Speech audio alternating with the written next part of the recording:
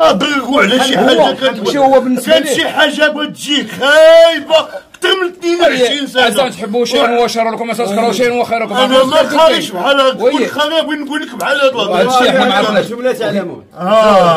ضرقوا على شي حاجه كانت شي حاجه بغات تجيك خايبه اكثر من 22 سنه. اصلا تحبوا